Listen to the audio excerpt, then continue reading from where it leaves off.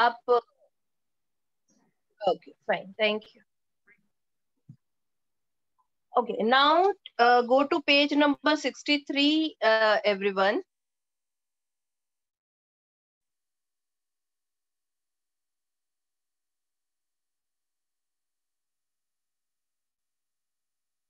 उसमें first question क्या है? Which ideas are started in the preamble of Indian constitution, right? तो stated है। हाँ, stated.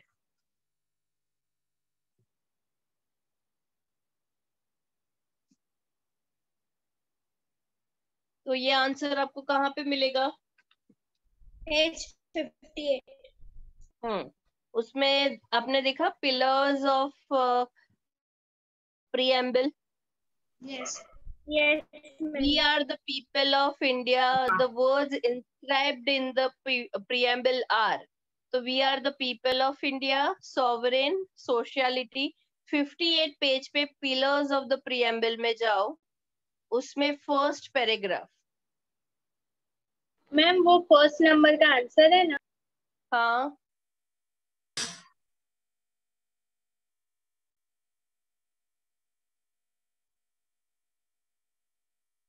Ma'am ma'am we the people of India से लेकर कहाँ तक?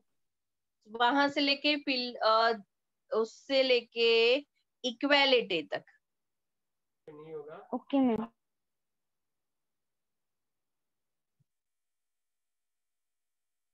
Done?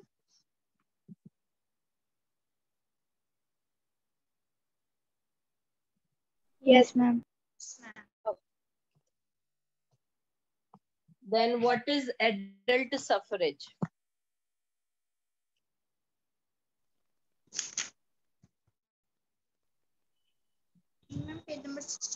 Ma'am answer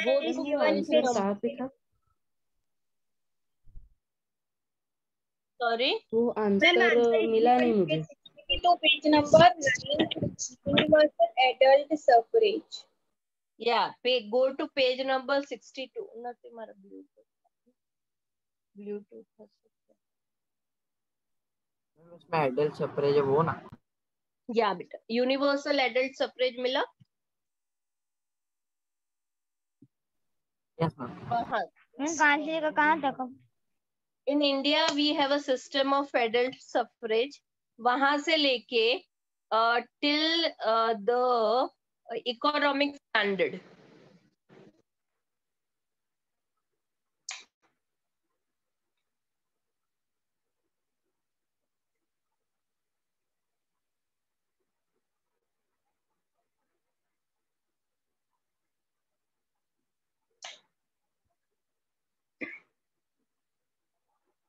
done? Done ma'am. Done है।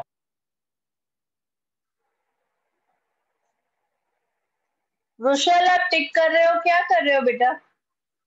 मैं टिक कर रहा हूँ। ये ले देखो। हाँ, okay.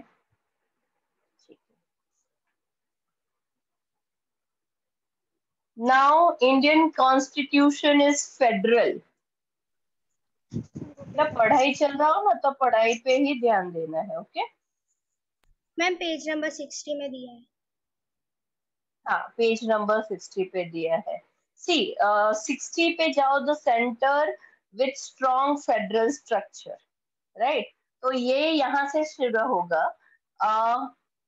India is a union state, वहां से लेके last third line federal elements of federal government मिला? Yes ma'am. Yes ma'am. वहां हाँ, एक और आंसर आएगा, उसमें भी यही सेम आंसर आएगा, लेकिन फिर भी हमें वही लिखना है, ठीक है? Sorry ma'am, will you repeat it again? Yeah, sure. On that is on page number 60, the center with strong federal structure में India is a union state से लेके till federal government, last third line of that paragraph, elements of federal government. Thank you. Yeah. Then the next question is, State the characteristics of parliament government. Ma'am, page number 61 पे parliament system. Yes, ma'am. Yeah, in the Ma'am, parliament. ma'am in a parliament system थी लेकर. India has a parliament system in governance से लेके वहां से शुरू करना है, ठीक है? वहां से लेके house is called Rajya Sabha, lower house is called Lok Sabha, ठीक है? वहां तक आपको कंप्लीट लिखना है. Can you see on the 4th line? Yes, ma'am. Till the 4th line.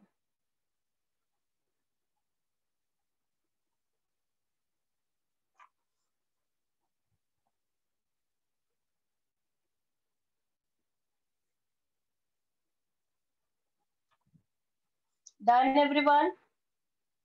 Yes, ma'am. Yes, ma'am. Yes, ma'am. Okay.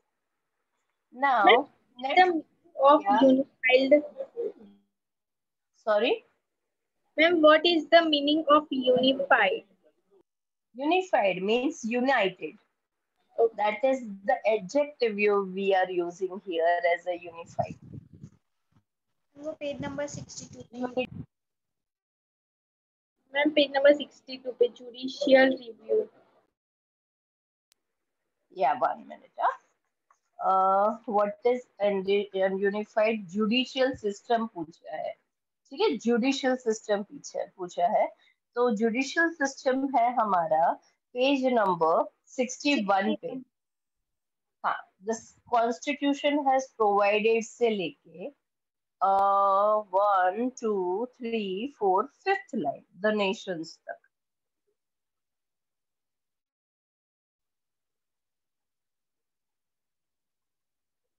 Ma'am, done.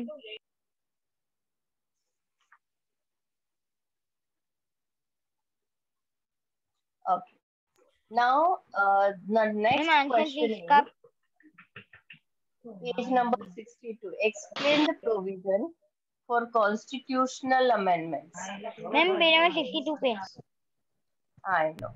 Yes, ma'am. Explain, हाँ, explain the provision of constitutional amendments. वो है जो 1 2 3 आपको provision दिए गए हैं ना, वो तीनों लिखने हैं.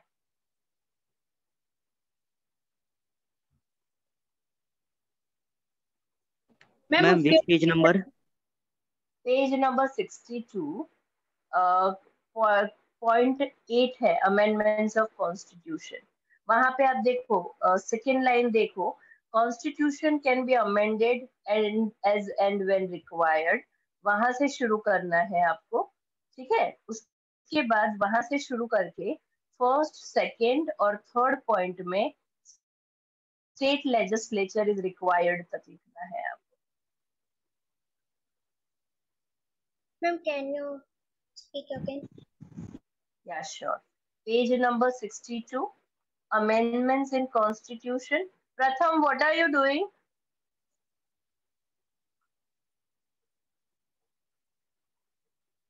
Amendments in constitution compared to other countries से लेके, ठीक है? 1 2 sorry, constitution can be amended as and when required से लेके state legislature is required. वहां तक. Keep Ma'am, your page number. cameras on. Ma'am, Everybody. excuse me. Yeah, Pratham. Ma'am, Ma'am, page due to number. some network issue, I was not able to join. So I joined right now. So I don't know what we were doing. We were, beta, doing the question answers exercise right now. Okay, ma'am. Then you have joined at that time also you were not there, beta. Okay. Ma'am, page number कौन सा answer 7 का? बेटा मैं 6 to 2 बता दूं, सबका खत्म हो जाए उसके बाद मैं बोलती हूँ, ठीक है? Done 6th one, everyone? Yes, ma'am. Yes, ma'am. Okay, fine. Now, political equality is incomplete without social and economic equality. तो ये आपको मिलेगा 62 पे socialist. Fundamental rights. मैं बोलूं, कौन बोल रहा है ये? युग है? Ma'am, read. वेद प्लीज, वेद मैं बोलूं? नहीं तो मैं बैठ जाती हूँ, तो ही बता दे। ओके बेटा, पेज नंबर 59, उसमें देखो, सोशलिस्टिक में जाओ, क्वेश्चन पेज सेकंड पैराग्राफ में जाओ। 59 पेज पे सोशलिस्टिक, सोशलिस्टिक में second paragraph, the principle of socialistic, can you see that? Yes, Miss Ma'am. Yes, ma'am. From there, 1, 2, 3, fourth line, resources and wealth.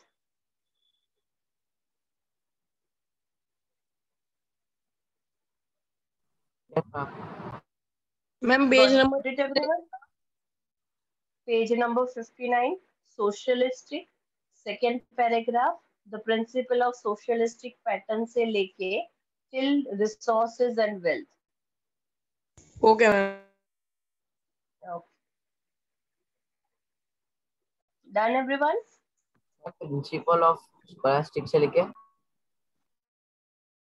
Principle से लेके बेटा fourth line, resources and wealth.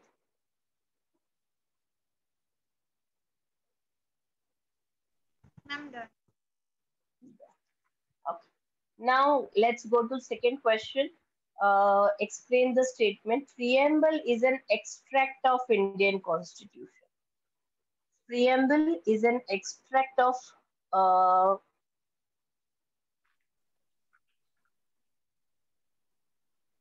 see, in this,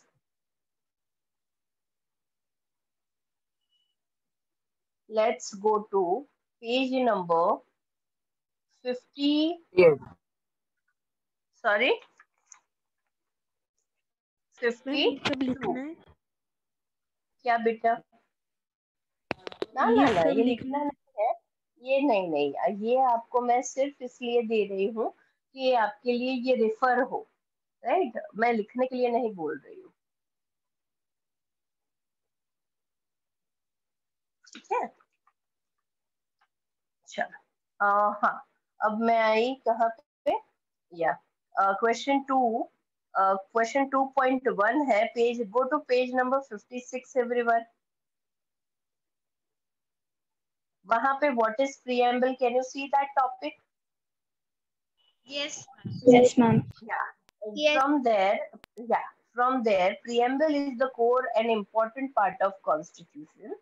It starts from there till turn the page. Of nations were added. Of the nation, देखा, were added से पहले of the nation है, second ही line है 58 page पे। Got it, everyone? कहाँ पे? Yes, ma'am. 58 page पे second of the nation तक बचा, मिल गया? Yes, ma'am. अब Yes, now, ma'am. मैम या बेटा, मैम आपने आंसर बोले ना मैम, क्या रिपीट कर सकते हो? कौन सा वाला बचा? मैम सारे आंसर। सारे आंसर रिपीट करूं? मैम फास्ट कर दो ना, चेक हो जाए ना, इसलिए मैम। चेक करने के लिए रुको, अगर मैम थोड़ा किसी नेटवर्क में इश्यू डाउट चल हो रहा तो है। कौन से में डाउट है बच्चा, मुझे ये बोलो। देखो मैम मैं आपको थर्ड। बता दूं, एक थर्ड में Indian constitution is a federal, उस वो वाला ना, ठीक है, वो है पेज नंबर 16.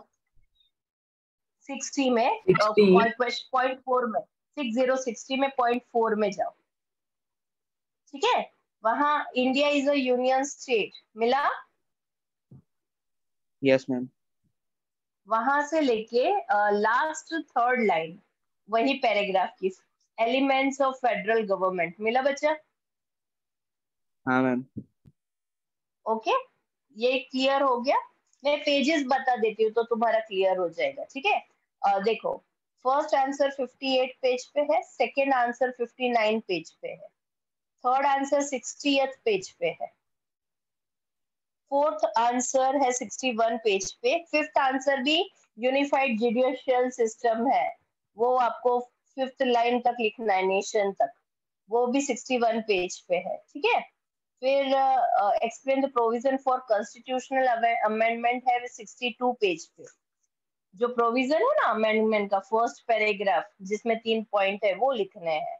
और political equality is incomplete with social and economic equality, वो पेज नंबर 59 पे है, सोशलिस्टिक वाला, उसमें सेकंड Okay, ma'am. पैराग्राफ, ठीक है। ओके, हम कहाँ थे? सेकंड पे ना, preamble is the key to understanding of the amendments of the constitution. ये आया है बच्चा 58 पेज पे। आपको मिलेगा ये आंसर, अभी हमने जो टिक किया ना उसके एग्जैक्ट नीचे वाला, 58 पेज पे सेकंड पैराग्राफ मिला। The preamble verbalise the fundamental objectives of the constitution, मिला? Yes, ma'am. हाँ, वहां से लेके साइक, लास्ट वर्ड उसका।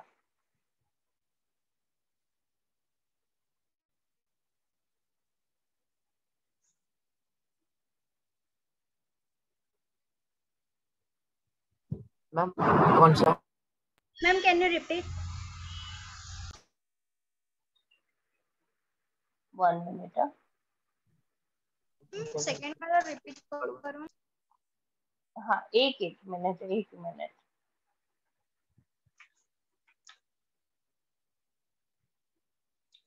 Preamble is the key to understand of the amendments of the constitution ideas of principle.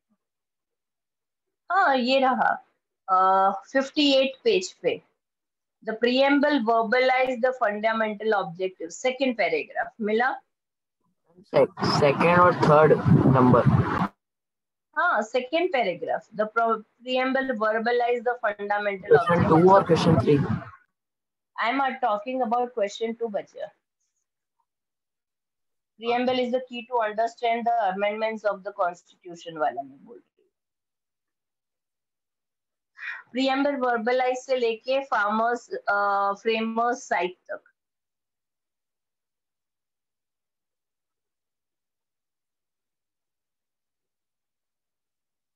मिला? Yes, ma'am. Yes, ma'am. Yes ma'am. Okay.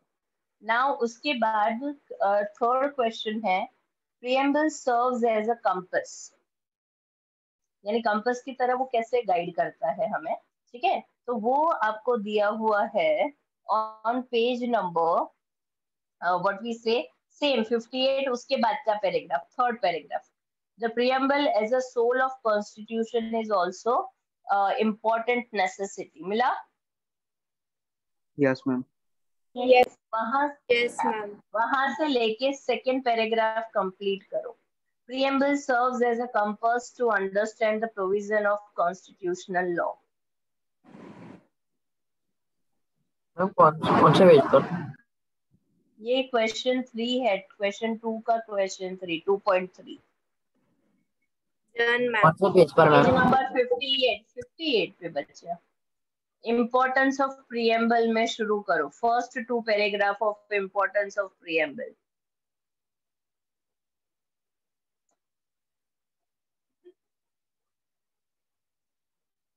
Done? Yes, ma'am. Done. Yes. Okay. Now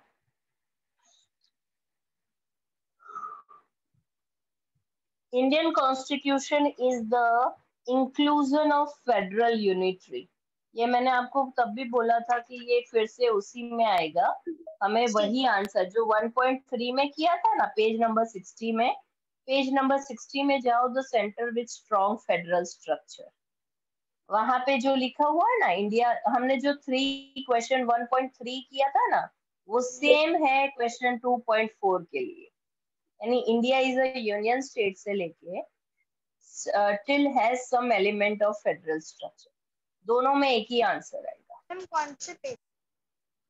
60 page पे, the centre with strong federal structure, मिला?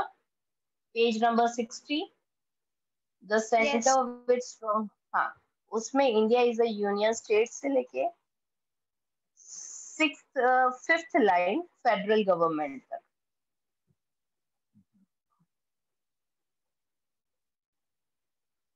ठीक है,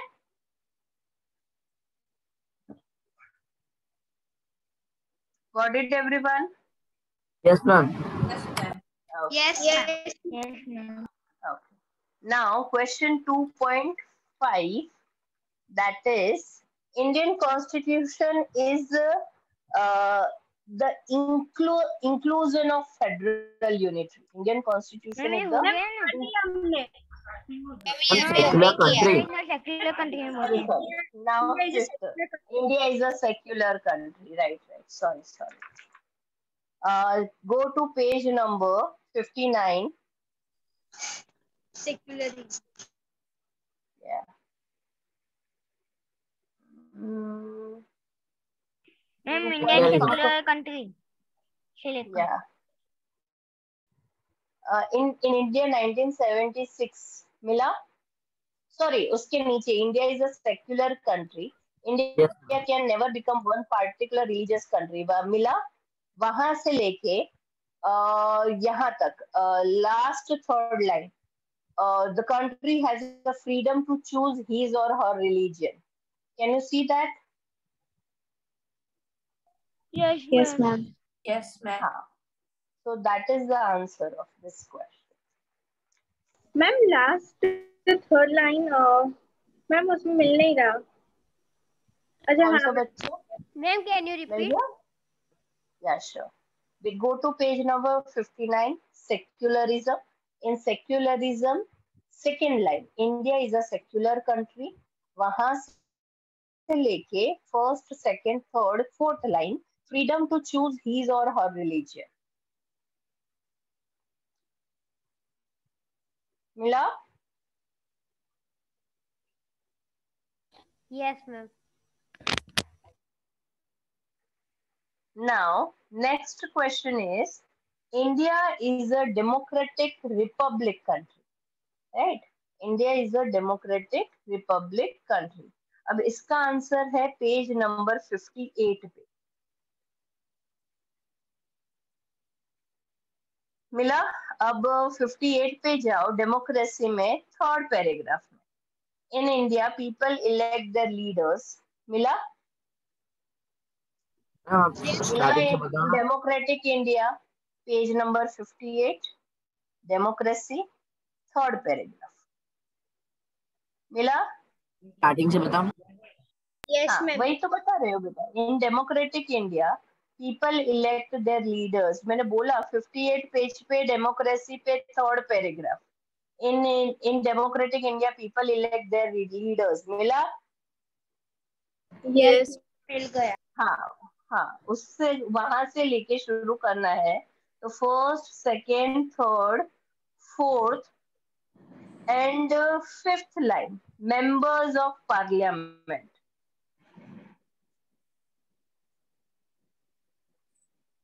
मिला? Yes, ma'am. Answer 6 है ना ये? हाँ, ये आंसर 6। Okay, ma'am. मिल गया। यस वेद, कोई क्वेश्चन है आपका? आपने रेज किया क्वेश्चन है। 1 में अडल्ट सफरेज वाला लिखा है, तो मैम इसमें 59 में जो अडल्ट सफरेज है मैम वो नहीं आएगा? वही है, इसमें क्यों आएगा? मैम 59 में है adult suffrage means the citizen above 18 years of age वाला। नहीं, क्वेश्चन 6 में ये आंसर क्यों आएगा, मैं ये पूछ रही हूँ क्वेश्चन 6 बच्चा। नहीं, क्वेश्चन 1 के आंसर 2 में। हाँ, उसमें वही आएगा ना, वही तो हमने टिक नो किया मैम, है। 59 पे में नहीं किया हमने। हमने किया है, यही किया है 62 पेज नंबर यही पे। किया है बेटा। मैम मैं 59 की बात कर रहा हूँ, 59। हाँ, तो ये व्हाट इज एडल्ट सफरेज, वो पेज नंबर 59। अच्छा, 59 और 62 पे दोनों में एक ही है बेटा। Okay ma'am. Okay, so confuse मत हो बच्चा। मैं कहा थी? Seventh, India is integral and indivisible federation. ये फेडरेशन का इतना क्यों खींच खींच के भी दिया है, एक ही एक आंसर बार बार बार बार।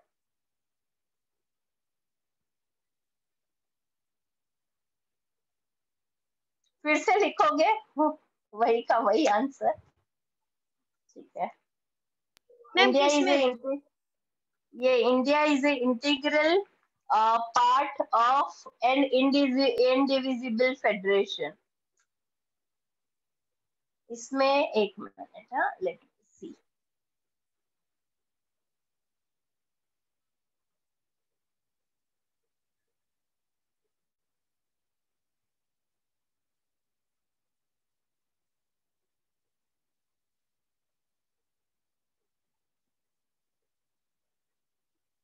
ओके, इसमें आपको शुरू करना है।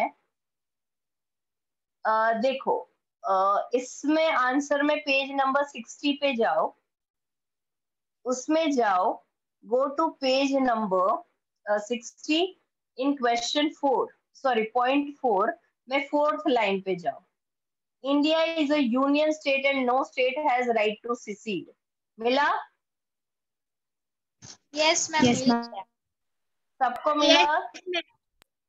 60 पे क्वेश्चन पॉइंट 4 में 4थी लाइन, वहां से लेके of functioning of both the kinds of government, last line उस पैराग्राफ की।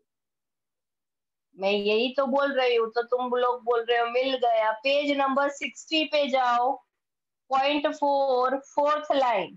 पेज नंबर 60 पे पहले चले जाने का, मैं जब बोलूं ना फिर आप बोलते हो कहाँ पे। पेज नंबर 60 पे 4th लाइन में, 4th पॉइंट में 4th line, India is a union of state and no state has a right to secede। मिला?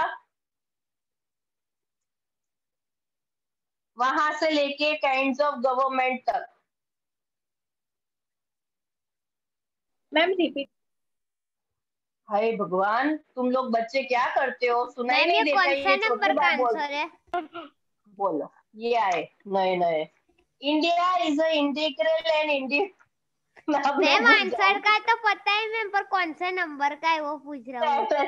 7th का, India is a integral and indivisible federation, question 2.7। Yes sir. Page number 60, 4.4, line 4 से लेके kinds of government तक। अब मैं नहीं बोलूंगी, अब रिकॉर्डिंग में जाना और सुन लेना। Okay, now last question 8.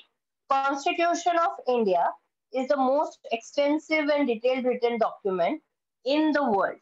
ठीक है, ये दिया गया है हमारा size of the constitution। Page number 60 पे जाओ, go to page number 60 everyone।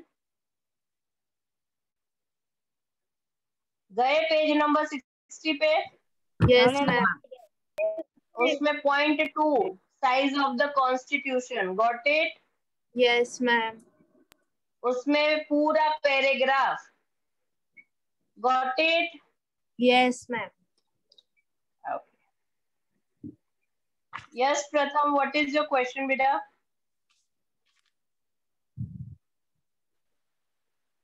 Mic बंद है बच्चा, नहीं सुनाई दे रहा है प्रथम आपका आवाज। मैम उसका माइक चालू है बस। अब चालू हुआ, बोल। तो सुनाई क्यों नहीं दे रहा मुझे उसका आवाज? देखो उसका आवाज ही नहीं आ रहा है। तुम लोगों को सुनाई दे रहा है वो क्या बोल रहा है? No ma'am. नो। नहीं आ रहा है ma'am.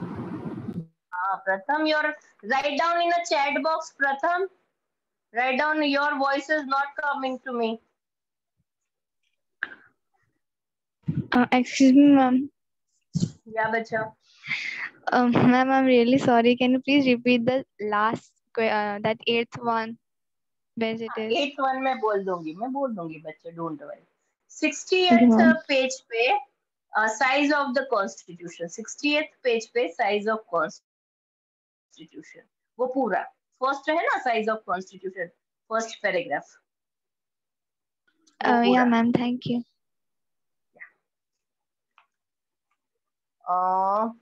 Done, everyone? Yes, ma'am. Yes, ma'am. अब let's go to page number question 3, dual citizenship. Dual citizenship आपको मिलेगा पेज नंबर 60 पे। हाँ, सिंगल सिटीजनशिप दिख रहा है आपको? दिख रहा है आपको? हाँ मैम दिखा। आप पहले पेज नंबर 60 पे चले जाओ।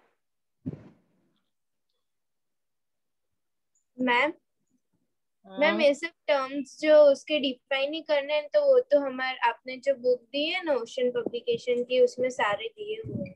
सारे दिए हुए हैं, सारे दिए हुए हैं, लेकिन किसी को टेक्स्ट बुक में से करना है तो answer the following question in brief में। Answer the following question. Question 3 का 7, क्वेश्चन 3 का 7 पे तो अभी हम पहुंचे नहीं है बेटा प्रथम।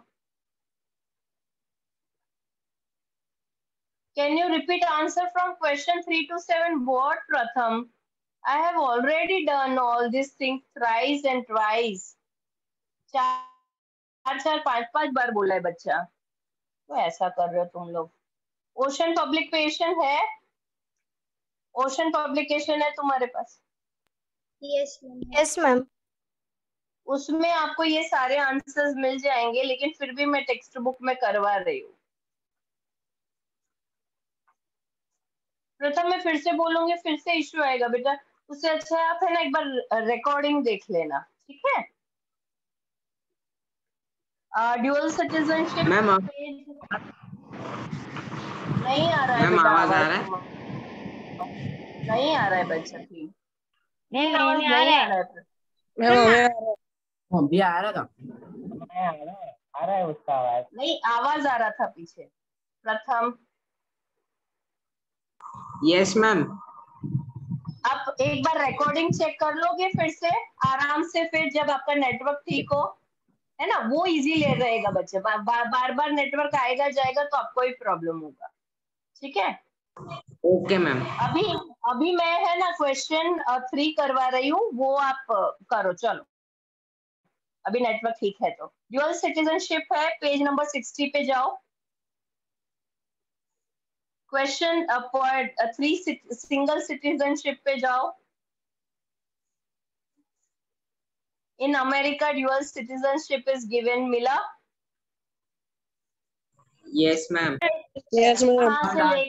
वहां से लेके Jammu and Kashmir.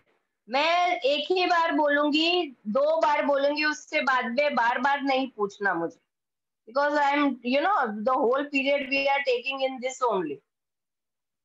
Second, parliamentary system. Ma'am वही का वही आंसर 4। 61। हाँ, पार्लियामेंट्री सिस्टम 61 पेज पे जो हमने पहले टिक किया था, India has a parliamentary system of governance से लेके lower house in known as Lok Sabha तक। 61 पेज पे parliamentary system, India has a parliamentary system से शुरू होगा। 4th line, lower house is known as Lok Sabha, ठीक है? रिस्पॉन्सिबल गवर्नमेंट, ये इंपॉर्टेंट है। पेज नंबर 58 पे जाओ। Go to 58 page everyone. उसमें उस पेज की 3rd लास्ट लाइन देखो, the government work under the principle of constitution, मिला? Yes The government work under principle of constitution and therefore it is known as a responsible government. और उसके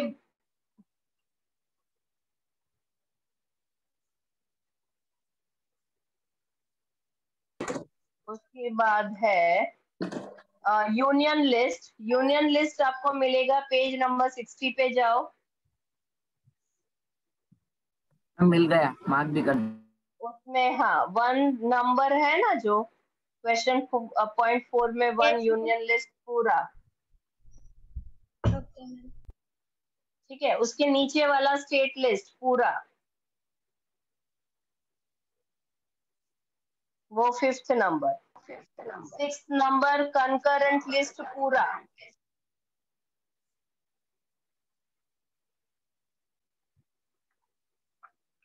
7th number residuary power, first paragraph पूरा। The subject which are not specifically allotted। मिला? हाँ, फिर socialist पे जाएंगे हम, page पर नंबर 59 पे। फिर से सोशलिस्ट आएगा, पहला पैराग्राफ पूरा, फर्स्ट पैराग्राफ, सोशलिस्ट का फर्स्ट पैराग्राफ पूरा।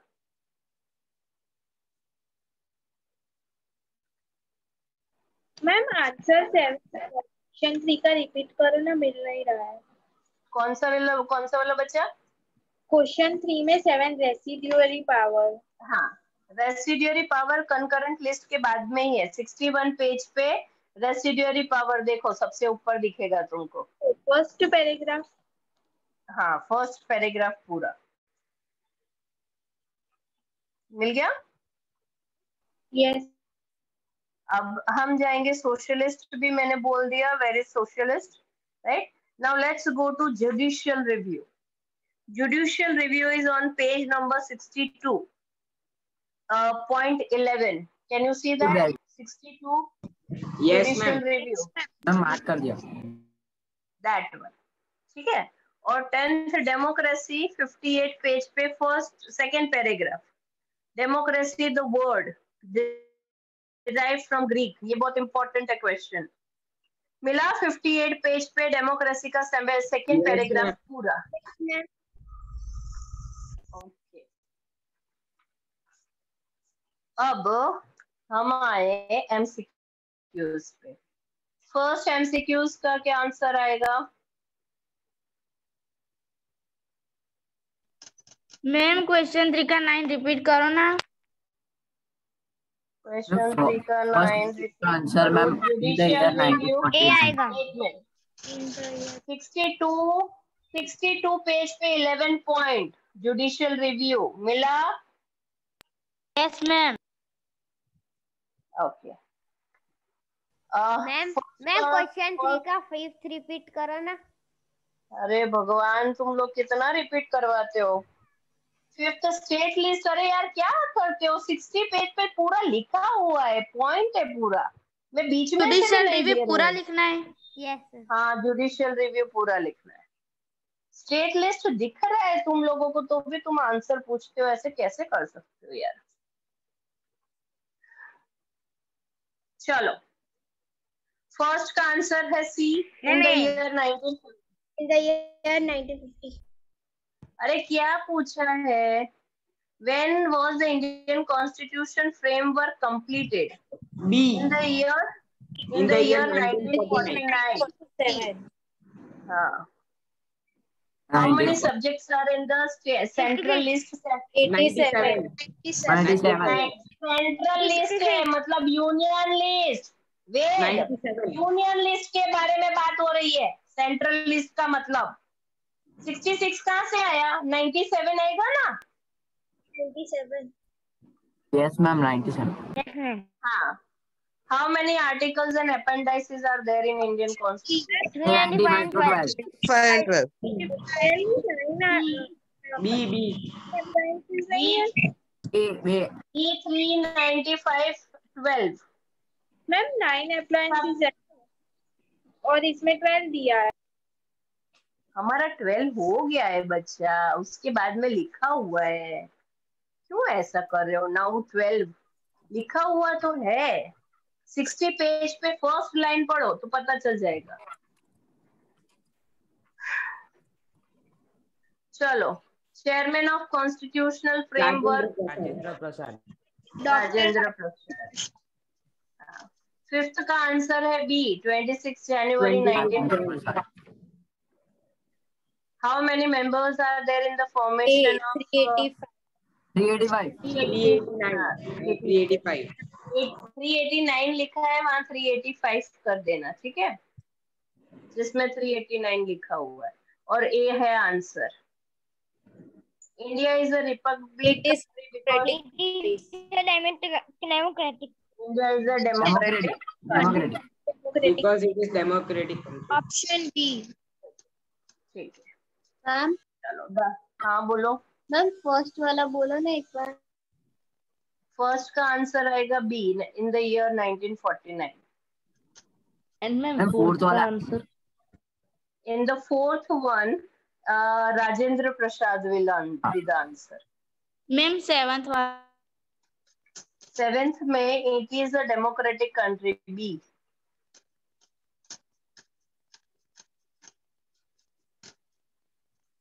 मैम फिफ्थ में। Okay ma'am.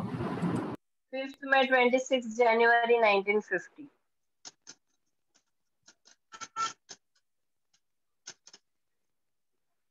Done everyone? Yes, ma'am. Yes, madam. Okay. Now ये हमारा कंप्लीट हो गया। It takes 45 minutes of ours। अच्छा, अब हमारे चैप्टर कौन से कंप्लीट हो गए हैं?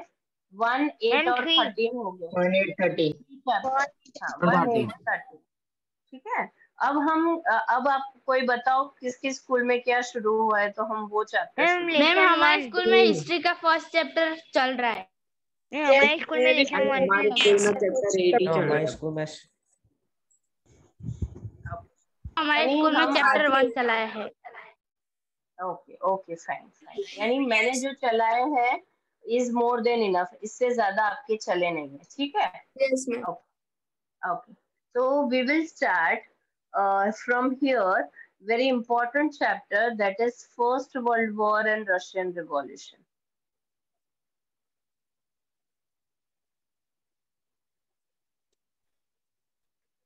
Chapter 2 मिला आपको सबको? First World War and Russian Revolution। Yes ma'am।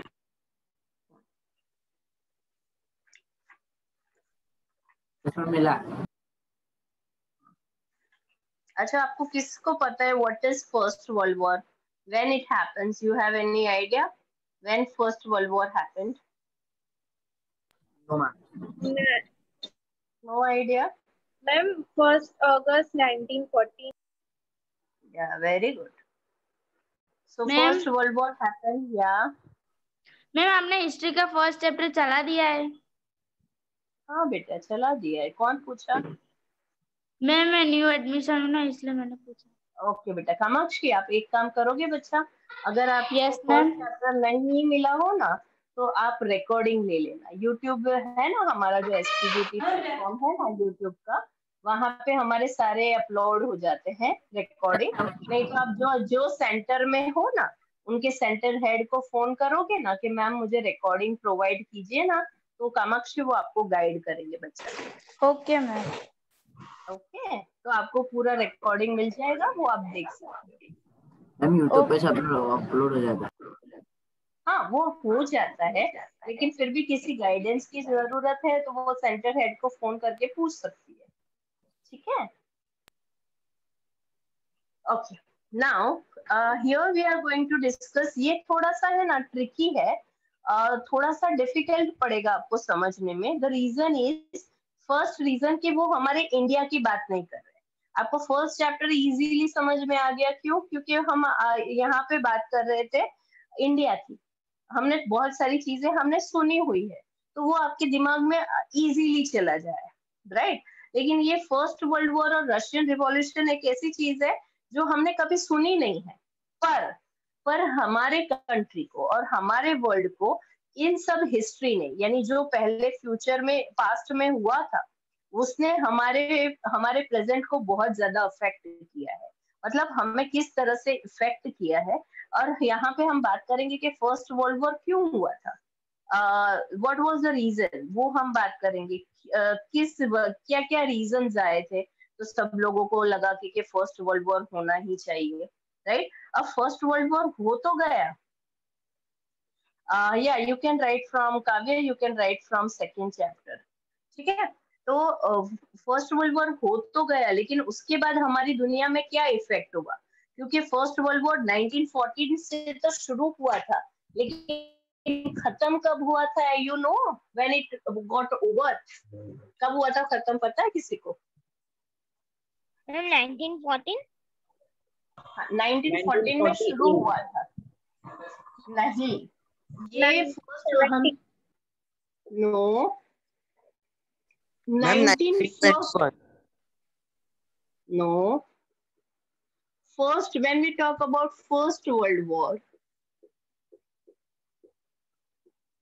it started in 1914 and it got over in 1919. यानी कब खत्म हुआ था? इमेजिन करो, 4 साल, 14, 15, 16, 17, 5 साल और ऑलमोस्ट 6 साल ये चला। तो या सो आप सोचो कि कितना इफेक्ट हुआ था इसका हमारी वर्ल्ड पे, क्योंकि most probably the country, all the countries of the world were there in this war. सब डायरेक्टली और इनडायरेक्टली इस वॉर में इंक्लूडेड थे, राइट? तो अगर आप 5 साल तक किसी के साथ लड़ाई कर रहे हो तो आपका इकोनॉमी डिस्टर्ब होता है, राइट? आपको इतने आर्म्स एंड एम्युनिशंस चाहिए, क्या नहीं चाहिए आपको? तो ये सब हमारी कंट्री में उसका बहुत, कंट्री और वर्ल्ड दोनों पे इसका बहुत ज्यादा इफेक्ट हुआ था। ठीक है, shall I start this chapter? Yes. Yes, ma'am. Go to page number 10 everyone. अब फर्स्ट वर्ल्ड वॉर हुआ क्यों था? क्योंकि हर एक को पावर चाहिए था, मतलब सबको ऐसा था कि हम इस दुनिया में सबसे ज्यादा पावरफुल हो जाए, हमारे जितना पावरफुल कोई ना हो और हम दूसरे कंट्रीज को डोमिनेट करें। और ये कौन से कंट्रीज चाहते थे? Western European countries, they want this. वो जितने भी वेस्टर्न यूरोपियन कंट्रीज थे वो चाहते थे कि we will get the whole power of the world and we will control the whole world, ये चाहते थे वो। So because of that they have decided to do the war, right? अब उसमें क्या हुआ, जितने भी कंट्रीज थे वो एक दूसरे के साथ किस तरह से लड़ाई करने लगे। यानी जैसे कि आप स्कूल में हो तो स्कूल में आपके फ्रेंड्स है, राइट? तो आपके स्कूल के फ्रेंड्स ये बोलेंगे कि अरे कि मेरा इसके साथ लड़ाई है, तो बोले चल मैं भी मारूंगा, आप उसके बेस्ट फ्रेंड हो तो मैं भी तेरे साथ आता हूँ। So this type of situation, आप कैसे आपके फ्रेंड के लिए खड़े रहते हो, राइट? कुछ भी हो, सही हो या गलत हो, यू नेवर थिंक। तो इसमें भी यही हुआ। तो जो यूरोपियन कंट्रीज वॉर में इंक्लूड हुए, राइट, तो उनके बहुत सारे कंट्रीज थे जो फ्रेंड्स थे, तो वो भी उसके साथ उसमें इंक्लूड हुए। और फिर वो वॉर क्या हुआ, बढ़ता ही गया, बढ़ता ही गया, and it creates a very massive destruction. लाखों लोग ये वॉर में मरे थे उस वक्त, राइट? ये 5-6 साल ये वॉर चला, उसमें millions of people died in this war. तो यहाँ पे क्या लिखा हुआ है? the yearning of the western, yearning मतलब कि जरूरत यानी भूख, right? So the yearning of the western European countries for expansion of the empire and acquire new territories, यानी उनको अपना एम्पायर एक्सपैंड करना था, बहुत ज्यादा बढ़ाना था कि हम कुछ, यानी दुनिया में हम सबसे पावरफुल हैं, इस तरह से। So acquire new territories resulted in this countries going to Asia and Africa. तो उन्होंने क्या किया कि अब यूरोपियन कंट्रीज में तो उनको पावर मिलने नहीं वाला था, क्योंकि यूरोपियन कंट्रीज में सारे पावरफुल थे। फ्रांस पावरफुल था, रशिया पावरफुल था, ब्रिटेन पावरफुल था, तो वो वहां पे तो कुछ नहीं कर पा रहे थे। तो वो कहाँ पे गए? एशिया और अफ्रीका में गए। एशिया में इंडिया में आए, चाइना में आए, अफ्रीका में आए। तो वहां पे जाके उन लोगों ने ये जितने भी यूरोपियंस कौन थे हमें पता है, ब्रिटिशर्स थे, पोर्टुगीज थे, फ्रेंच थे, डचेस थे, ये सारे यूरोपियंस थे। तो ये लोग ने क्या किया, एशियन कंट्रीज और अफ्रीकन कंट्रीज में गए और वहां पे जाके उन्होंने अपना कंट्रोल, मतलब कॉलोनीज बनाई। हमें पता है, हमने फर्स्ट चैप्टर में पढ़ लिया है, कॉलोनीज का मतलब जहाँ पे किसी और कंट्री में कोई और कंट्री आके राज करे और उसको वहां का अपना सेंटर बना ले, उसे कॉलोनीज कहते हैं, right. So they have established their colonies and expanded their rule. हमारा पूरा इंडिया उन्होंने ले लिया था इसके अंदर, राइट। तो उन्होंने कितना एक्सपांड किया होगा रूल हमारे यहाँ, तभी इतना उन्होंने लिया ना, right. So consequently there arose a competition between European nation and to establish colonies। फिर एक जैसे कि हमारे यहाँ पोर्टुगीज आए, पोर्टुगीज को लगा अरे बहुत फायदा हो रहा है, हमको बहुत सारी चीजें मिल रही है, तो फिर उन्होंने सोचा कि चलो चलो, दूसरे यूरोपियन कंट्रीज ने सोचा कि चलो हम भी जाते हैं, हमको भी कंपटीशन चाहिए, हमको भी फायदा चाहिए। So other European countries also केम। तो ये कंपटीशन में फिर क्या हुआ, सब पावर के लिए लड़ने लगे कि हमें भी पावर चाहिए, हमको भी पैसा चाहिए, and then the war started. ठीक है, तो ये रीजन था वॉर शुरू होने का। The greed for colonization among the Western European nations caused the economic, social and cultural ruin for the Asian African countries। हमारी जैसे कि उन्होंने हमारी कंट्री पे 200 साल राज किया, तो उसमें they have completely ruined our country, socially भी, इकोनॉमिकली पैसे से भी खत्म कर दिया, हमारी जो सोसाइटी थी उसको भी खत्म कर दिया, और कल्चरली भी हमको खत्म कर दिया, राइट। तो इन्होंने, यानी इंडिया अकेला नहीं था, इसके साथ बहुत सारे कंट्रीज थे, इंडिया है, चाइना है, देन भूटान है, देन अफ्रीकन के बहुत कंट्रीज है, राइट, ये सारे उसमें इंक्लूडेड है। तो ये सब इस तरह से उन्होंने they suffered at that period of time. The result of this own world politics was such that the First World War and Bolshevik Revolution etc. took place। यानी ये सारी रीजन से, यानी कॉलोनीज के कारण, यानी कंपटीशन के कारण बहुत सारे कॉन्सिक्वेंसेस आए, मतलब कि जो अच्छे नहीं थे कंट्री के, वर्ल्ड के लिए। तो सबसे बड़ा कॉन्सिक्वेंसेस जो खराब था वो क्या था, first world war, right. First world war सबसे खराब कॉन्सिक्वेंसेस था। उसके बाद बोल्शेविक रिवॉल्यूशन आया, उसके बाद हम बात करेंगे। बोल्शेविक रिवॉल्यूशन सिर्फ रशिया में था, रशिया तक ही था, तो उसमें ज्यादा कुछ नहीं है, लेकिन हाँ, first world war was the biggest consequences that happened because of the colonisation competition. समझ में आया यहाँ तक? Yes yes ma'am. अब यस मैम। अब मैम हाँ बच्चा, मैम आप फर्स्ट लाइन समझाओगे, yearning of the western European? मैं network issue the yearning of western European countries. Yearning का मतलब होता है भूख, किसी चीज की जरूरत, यानी वो यर्निंग थी उनकी यूरोपियन कंट्रीज की कि उनको एक्सपांशन चाहिए, उनका एम्पायर बहुत बड़ा हो, राइट। तो वो क्या करने लगे, अक्वायर न्यू टेरिटरीज, मतलब नई नई जगह ढूंढने में लगे कि कहाँ पे उनको बहुत बिजनेस मिलेगा, कहाँ पे उनको बहुत पैसा मिलेगा।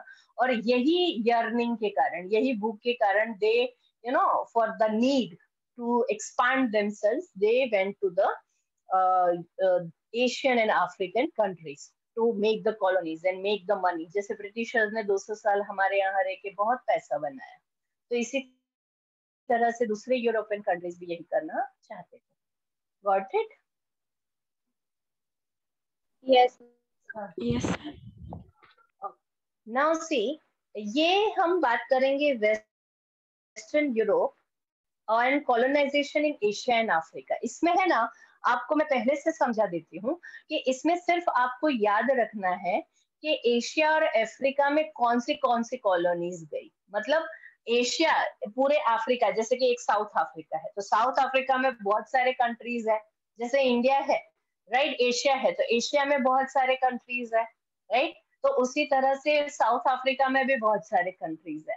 तो पूरे साउथ अफ्रीका, यानी पूरे अफ्रीका में बहुत सारे यूरोपियंस गए, ब्रिटिश गए, फ्रेंच गए, पोर्टुगीज गए, डचेस गए। तो उन लोगों ने कहाँ कहाँ पे कौन से एरिया को कंट्रोल किया, इन सब के नाम ही है। तो सिर्फ आपको समझना है कि भाई ये लोग यहाँ पे गए और इसको कंट्रोल किया, ये लोग यहाँ पे गए, इसको कंट्रोल किया। समझ में आया? और कुछ नहीं है इसमें, कोई उसमें ज्यादा दिमाग या फिर वो करने की जरूरत है, बस यही है इस पैराग्राफ में कि कौन से कॉलोनीज कहाँ पे बनी और किसने बनाई. That is what we are going to discuss in this topic. Got it everyone? I think so time नहीं आया. कितना टाइम हुआ? 29 हुआ. ये टॉपिक नहीं खत्म होगा तो शुरू करने का मतलब ही नहीं है. So we will keep it till here today. Okay, yes, ma'am. Okay, ma'am. Bye, ma'am. Bye, Bye ma'am. bye. Bye, ma'am. Bye.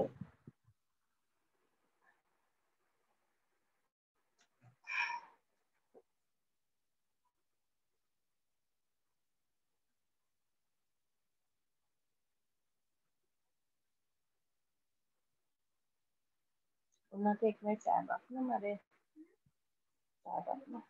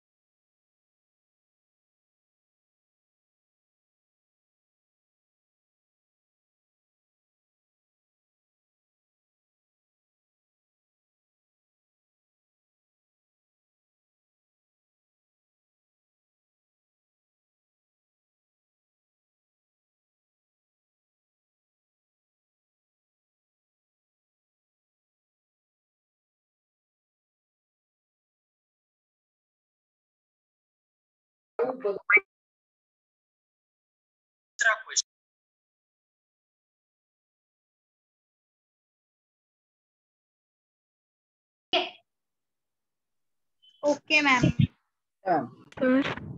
Sir okay बोलो बेटा बोलो. सर मुझे क्वेश्चन टैग में डाउट है.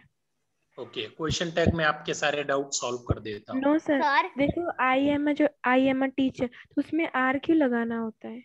ओके वो भी आर बता एंड देता आई. हूँ, डेफिनेटली बताऊंगा. आज आपके सारे डाउट मैं सॉल्व करके ही यहाँ से क्वेश्चन टैग एक बार शॉर्टली समझा दो ना. शॉर्टली समझा दूं क्वेश्चन टैग को? Okay Yes, sir. ठीक है. बहुत सर शॉर्टली. यस बोलो. सर पोएम के अंदर जो फिगर ऑफ स्पीच है सर, तो उसके अंदर आपने लिखा नहीं है. जैसे लीटोर से तो उसके बाजू में आपने पीडीएफ भेजी है तो उसके बाजू में लिखा नहीं है, पूरी लाइन बना के लिखी है ना सर. सर वो लिखनी है. हाँ बेटा आपको मैंने तो लाइन बना के बहुत सारा ऐसे एक्सप्लेनेशन के फॉर्म में लिखा है फिगर ऑफ स्पीच. आपको तो सिर्फ नाम लिखना है. अंडरस्टूड? Yes sir. सर अगर फिगर ऑफ फिर वो बाजू का लाइन है वो ना लिखे तो जब मार्क्स मिलेंगे? बिल्कुल मिलेंगे मार्क्स. आपको फिगर ऑफ स्पीच आइडेंटिफाई करके लिखना है. क्वेश्चन होता है ना identify the correct figure of speech and right. तो आपको फिगर ऑफ स्पीच का सिर्फ नाम लिखना है. You don't have to explain that. Is it okay now for everybody? Okay चलो. अब मैं जरा एक्टिव पैसिव का सबसे पहले किसी ने पूछा था मुझे कि वो आर एंड क्यों आता है. सो मैं बता देता हूँ. आई क्या होता है? हाँ हाँ क्वेश्चन टैग में सबसे पहले क्वेश्चन टैग जो आपका डाउट था वो कर दूं फिर मैं मेरा कराऊंगा. ठीक है पहले आपका डाउट करा देता हूँ. आई के साथ में आर एंड आई इसलिए आता है क्योंकि आई ऑलवेज प्लूरल होता है. ग्रामर की लैंग्वेज आई एम स्लीपिंग, मैं सो रहा हूं. सो अगर मैं सो रहा हूं तो मैं बोलूंगा नहीं. तो ग्रामर की लैंग्वेज में मैं सही बोल रहा हूं लेकिन मैं झूठ बोल रहा हूं रियलिटी में कि अगर मैं सो रहा हूं तो मैं बोलूंगा कैसे. अंडरस्टूड? सो ग्रामर में जब भी एक्टिव पैसिव में सेंटेंस आता है और सॉरी क्वेश्चन टैग में, एक्टिव पैसिव का बोला question tag. So question tag के अंदर आरंट आई ही आएगा। क्यों? क्योंकि हमने दूसरा रीजन है उसका, हमने उसको नेगेटिव किया है। एम आई आ जाएगा, लेकिन कब? जब हमारा सेंटेंस नेगेटिव होगा, हम क्वेश्चन टैग अफर्मेटिव बनाएंगे तब आएगा एम आई, नहीं तो नेगेटिव बनाएंगे तो आरंट आई आता है। ठीक है, नोट कर लो, लिख लो कहीं भी ये रूल। और दूसरा मैंने बताया था कि आपको जैसे मैथ्स होता है ना, सेम इंग्लिश ग्रामर होता है। आप जितना ज्यादा रीड करोगे, जितना ज्यादा प्रैक्टिस करोगे, आपको आएगा। आपको मैं 10 क्वेश्चन आंसर 10 दे दूं, वर्कशीट में 20 दे दूं तो आएगा नहीं। अगर आपको याद हो तो हमने एक्टिव पैसिव कम से कम 100 सॉल्व किए थे क्लासेस में, याद है आपको? More than 100। तो भी इतनी सारी मिस्टेक्स हुई थी, सिली मिस्टेक्स हुई थी, वो इस बार नहीं करनी है।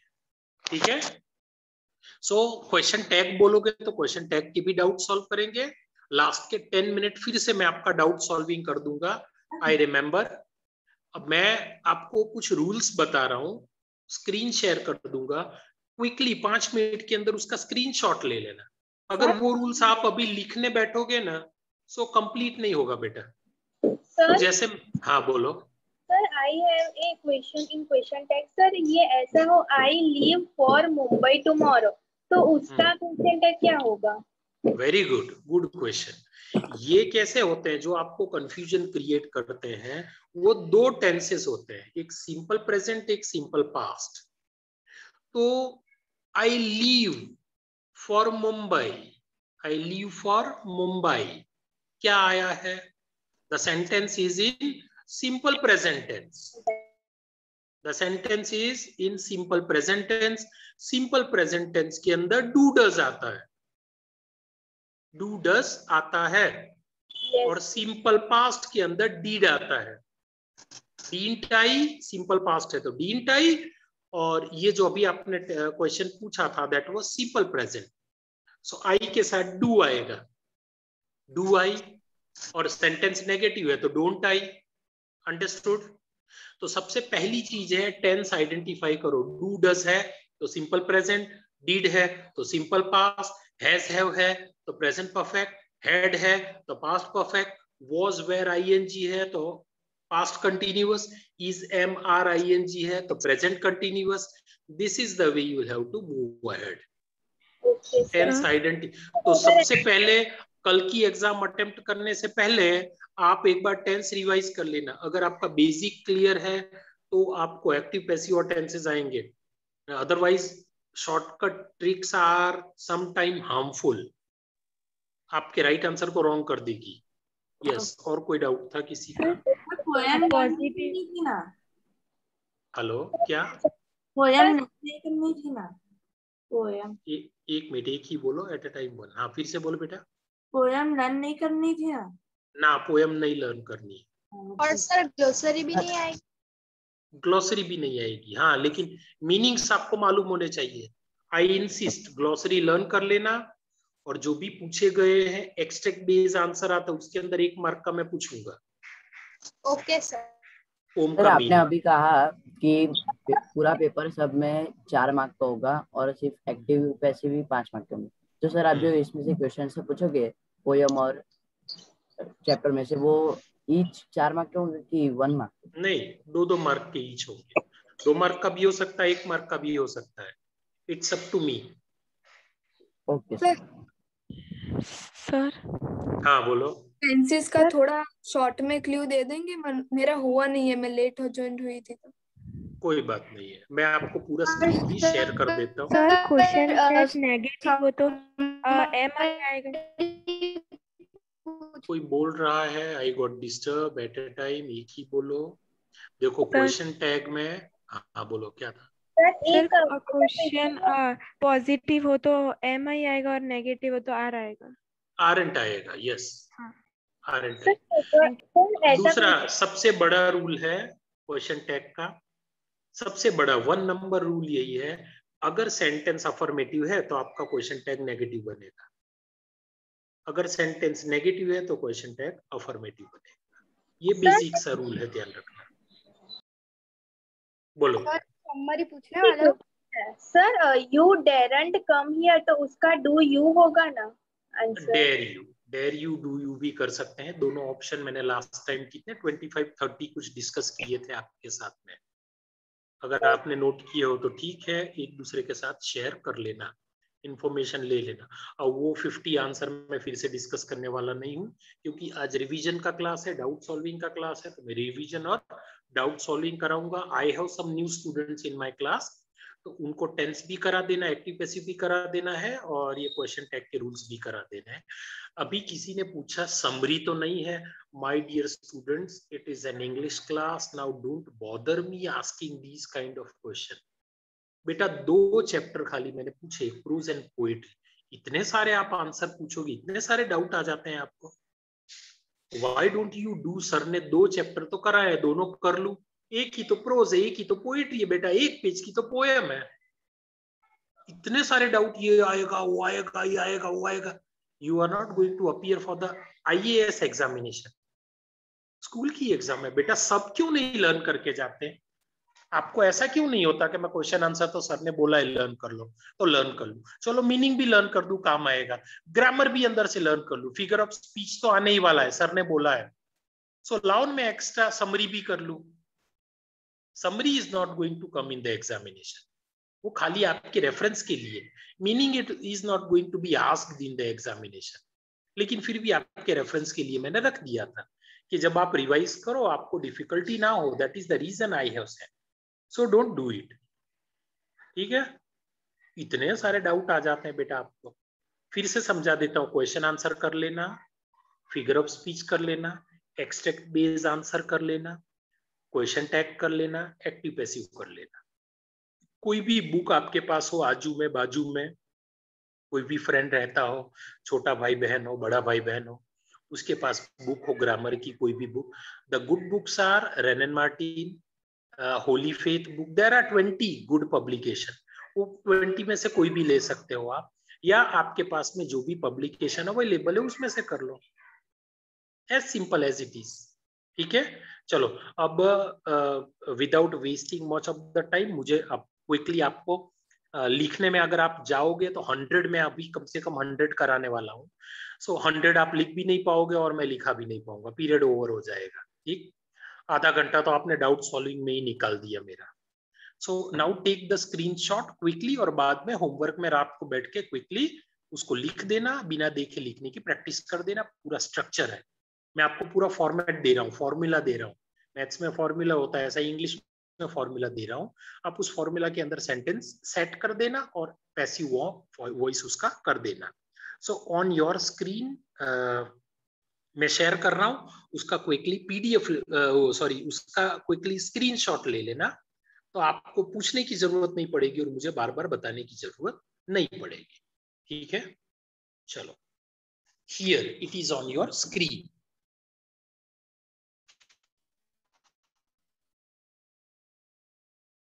सबसे पहले प्रेजेंट इंडेफिनिट टेंस स्क्रीनशॉट ले लो, उसके एग्जांपल से सब्जेक्ट आएगा, फिर उसका वर्ब का फर्स्ट फॉर्म आएगा। कैसे आएगा? तो नीचे एग्जांपल में भी दिया हुआ है, SES आता है, ऑब्जेक्ट आता है, तो सब्जेक्ट की जगह ऑब्जेक्ट आता है, ऑब्जेक्ट की जगह सब्जेक्ट आता है। देखा? टेक अ स्क्रीनशॉट, जल्दी करो, फिर मैं आपको एक्सप्लेन करूंगा। सर ले लिया स्क्रीनशॉट। गुड सर 1 मिनट ये टेंसेस भी है, ये सिंपल प्रेजेंट टेंस का एग्जांपल है, तो टेंस भी आ जाएगा, उसका पैसिव वॉइस भी आ जाएगा, दोनों है इसके अंदर। देखो इसके अंदर डू डज है,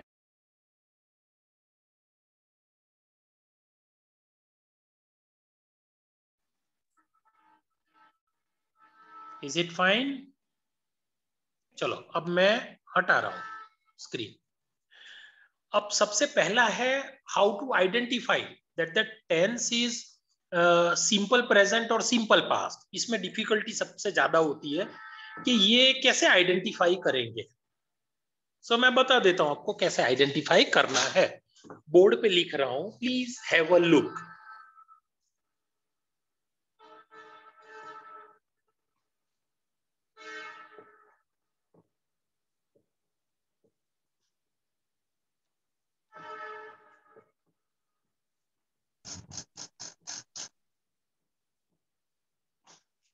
मैंने 3 सेंटेंसेस लिखे, जय गोज, जय गो एंड जय वेंट। दूसरा मैं कर देता हूं, गोस की जगह आया ईट्स, इस गो की जगह आया रीड। ठीक,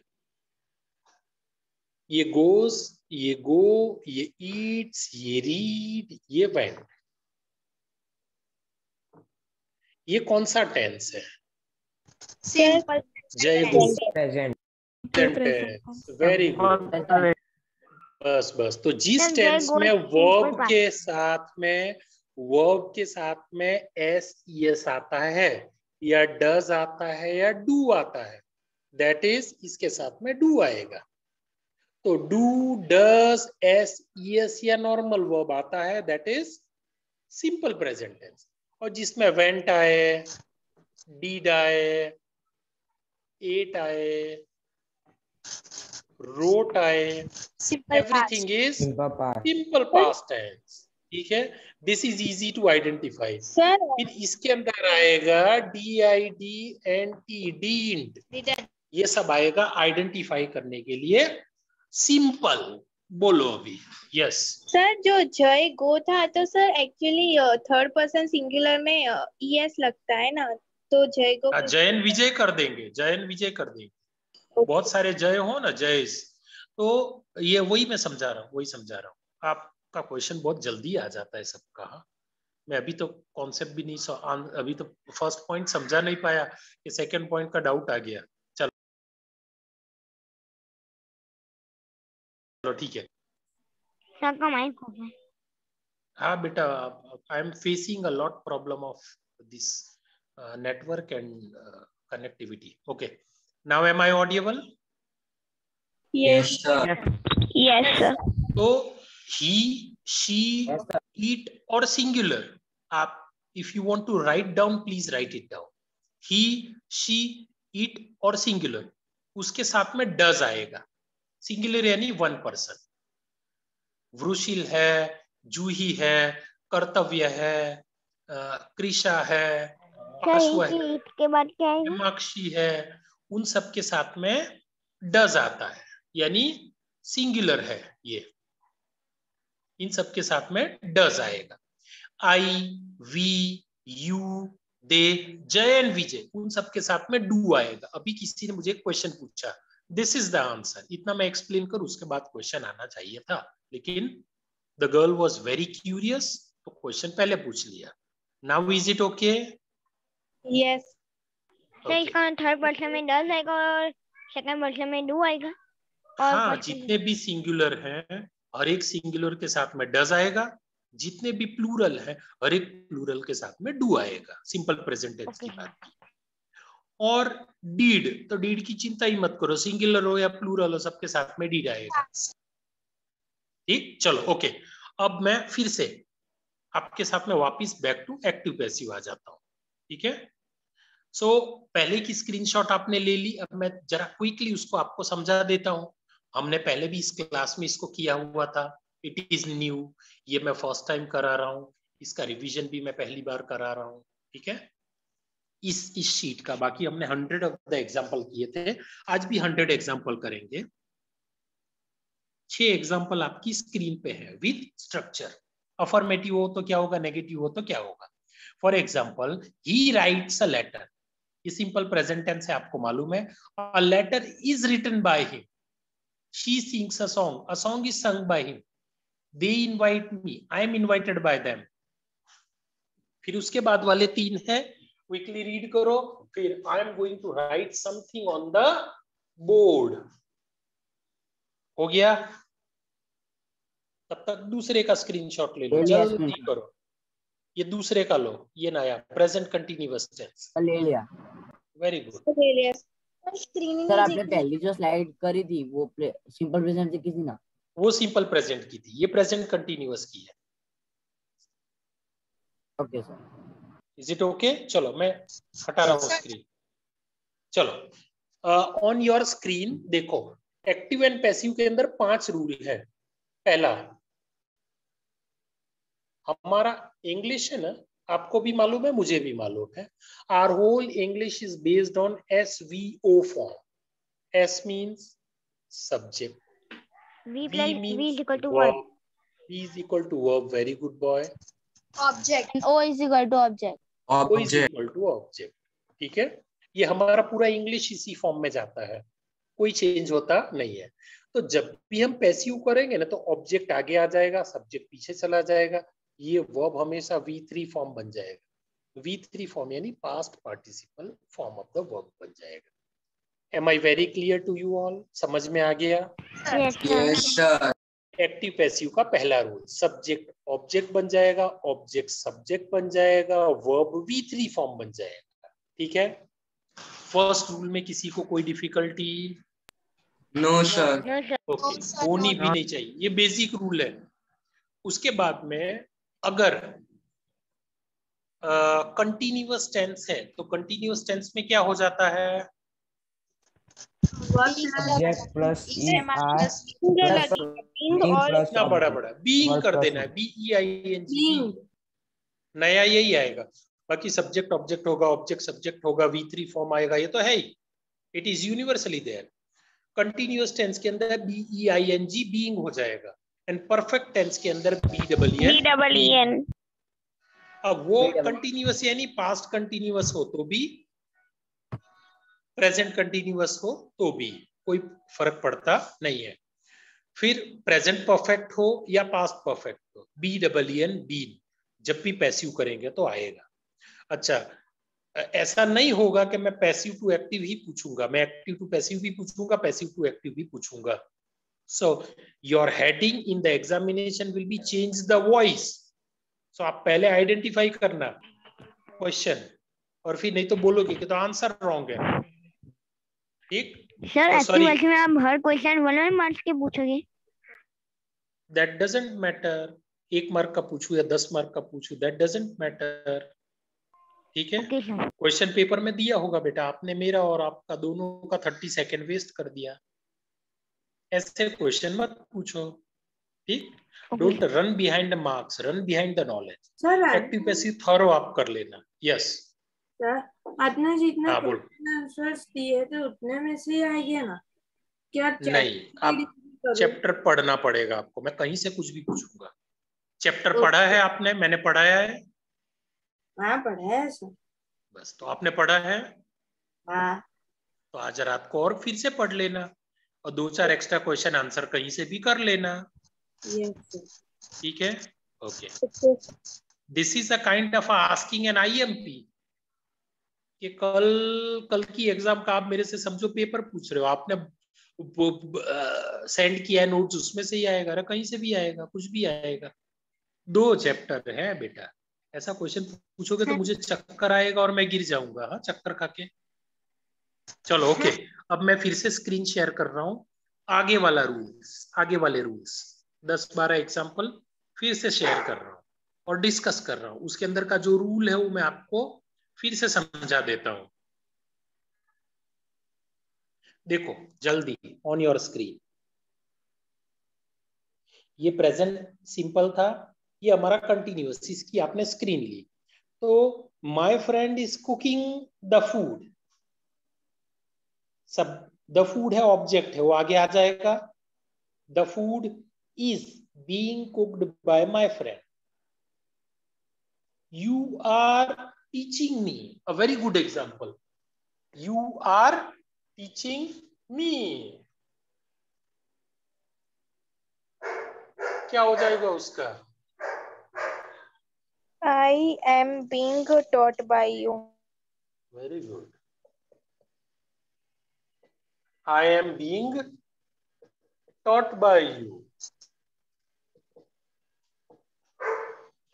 ये इसका एक नॉर्मल सा You are teaching me. तो ये जो मी था ना, ये मी का हमने आई किया है, और जब ये आई होगा तो इसका मी करेंगे. You are teaching me. You are teaching me का क्या हो जाएगा? I am being taught by you. I am being taught by you. अब यहाँ यू था इसलिए आर आया, यहाँ आई है इसलिए एम आएगा। तो जो हमारा जैसा सब्जेक्ट होगा करंट, उसके अकॉर्डिंग ही हम हेल्पिंग वर्ब लिखेंगे। आई है तो एम आएगा, ही है तो इज आएगा, यू है तो आर आएगा। अंडरस्टूड? यस सो ये जो चेंज है वो हम सब्जेक्ट के अकॉर्डिंग करेंगे। पीछे अगर प्लूरल था, यहाँ आगे सब्जेक्ट सिंगुलर आ गया तो सिंगुलर के अकॉर्डिंग करेंगे। फाइन, चलो फिर से moving back to the sir future continuous में भी बीइंग आएगा? अब भी शेयर कर रहा हूँ, आप बहुत जल्दी भाग रहे हो सब लोग। अभी मैं कंटिन्यूअस पे हूँ और आप फ्यूचर पे पहुंच गए। अच्छा किया, फ्यूचर में सिर्फ बी आता है, सिंपल फ्यूचर तक। देखो ऑन योर स्क्रीन फ्यूचर आ ही रहा है बेटा, इसके बाद ही आ रहा है। I know you don't have the patience. So you are teaching me, so I am being taught by you. नीचे है नेगेटिव करो तो, नेगेटिव करे तो she is not purchasing a house, a house is not being purchased by her. ये present continuous है, tense भी हो जाएगा आपका, एक्टिव पैसिव भी हो जाएगा। इस I am not cutting a tree, so a tree is not being cut. Cut का कट but put।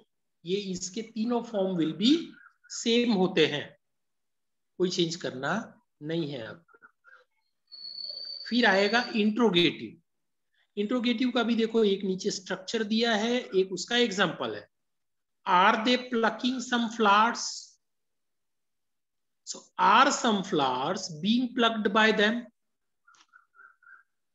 तो एक बात ध्यान रखना, जब कभी भी हम डायरेक्ट इनडायरेक्ट करते हैं उसमें ही विल का वुड होता है या क्वेश्चन मार्क हटता है। कल की जो एग्जाम है इंट्रोगेटिव का इंट्रोगेटिव ही रहेगा। Take a very serious note of it. Understood? ये एक्टिव पैसिव है, इसके अंदर विल क्वेश्चन में होगा तो आंसर में विल भी हो जाएगा। अभी मैं स्क्रीन शेयर करके एग्जांपल भी शेयर कर देता हूं आपके साथ, रूल भी शेयर कर देता हूं। तो विल का कोई भी वुड नहीं करेगा, शेल का शूट नहीं करेगा, नहीं करना है, डोंट डू इट। ठीक है? और इंट्रोगेटिव है, लास्ट में क्वेश्चन मार्क है, तो यहां पे भी आपको लास्ट में क्वेश्चन मार्क ही लगाना है। ओके, चलो शेयरिंग, स्क्रीन शेयर कर रहा हूं। On your screen a lot examples,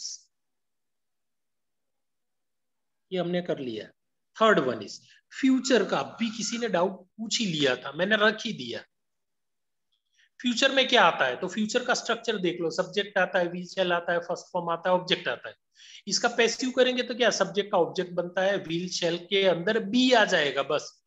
third form by subject, ये तो आता ही है।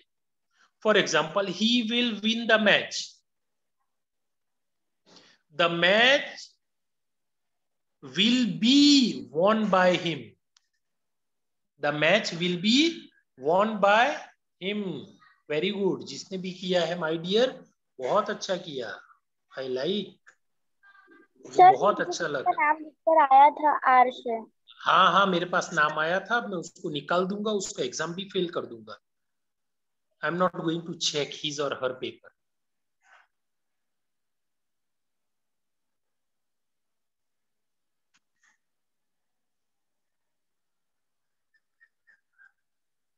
Don't apply your brain. देखो, he will win the match will be won by him। Screenshot ले लेना। फिर है I shall teach you, you will be taught by me।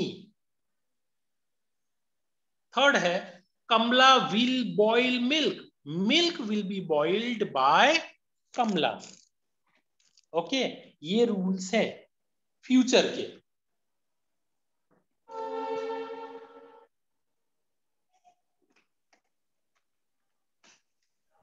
Sir इसमें किसी को, यस सर, मैं Kamala milk will be boiled by Kamala. तो सर इसमें ईडी कैसे है? ये पास्ट पास्ट टेंस है फिर भी।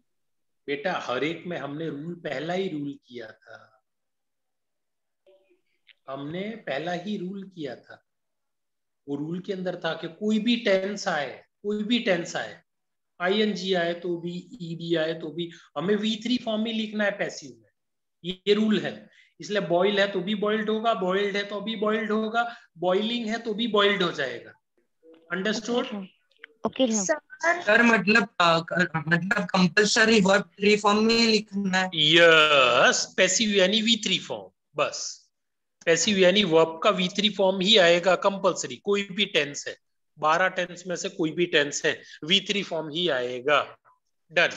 अगर आपको ऐसा क्वेश्चन पूछा कि पैसिव टू एक्टिव करो और उसमें फ्यूचर टेंस में पैसिव में शैल दिया है तो एक्टिव में हमें शैल लिखना है। हाँ, आपको एक्टिव में जो जैसा होगा वैसा लिखना है। विल आता है तो विल, जैसे सेकंड एग्जांपल देखो, आई शैल टीच यू है तो यू के साथ में you will be taught by me, तो विल कर दिया है ना। तो जैसा सब्जेक्ट होगा वैसा करना है, एक्टिव पैसिव आइडेंटिफाई का।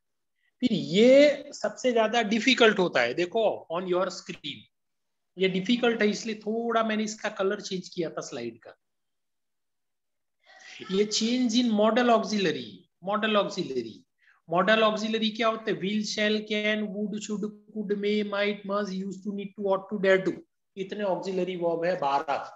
सो 12 ऑक्सिलरी वर्ब के अंदर इसका स्क्रीनशॉट लेना, this is very important. So auxiliary verb आते हैं, for example he should buy a book.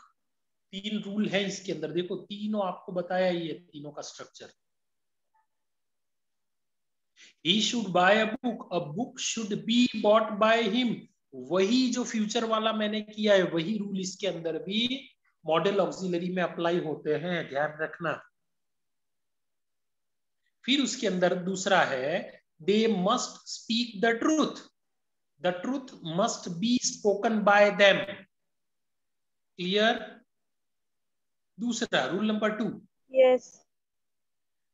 कुछ ऑक्सिलरी वर्ब ऐसे होते हैं जिसके अंदर हैव आता है, तो हमें चिंता नहीं करनी है, जिसमें हैव आता है उसमें हैव बीन लगा देना है बस।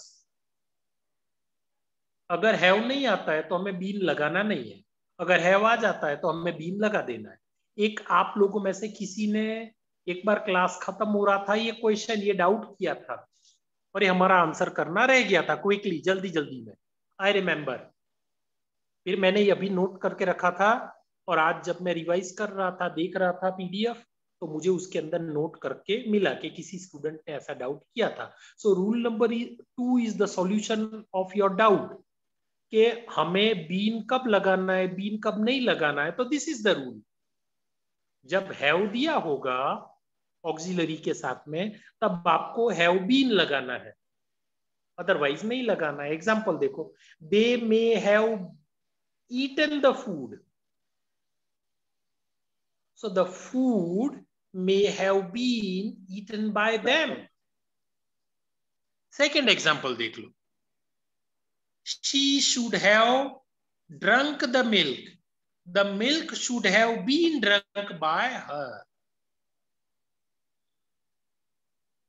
और जो ought आता है, लेकिन अभी किसी ने मुझे इसके क्वेश्चन टैग के अंदर पूछा था, लेकिन ये इसका आंसर है, ought का ought ही आएगा। अंडरस्टूड? चलो नेक्स्ट स्लाइड पे जाता हूं जल्दी से। ये मॉडल ऑक्सिलरी का नेगेटिव फॉर्म आए तो नेगेटिव फॉर्म आए तो ये कर देंगे, मे आए तो भी बेटा वैसा ही रहेगा। ये है इसके अंदर एग्जांपल है, कोई भी ऑक्सिलरी आए, don't worry. Take a screenshot quickly of it, फिर मैं आपको आगे कराता हूं, ठीक है? देख लो। हाँ, ये हमारा प्रेजेंट परफेक्ट, ये हमारा कोई पास्ट परफेक्ट, हैज हैव की जगह हैड आ जाएगा।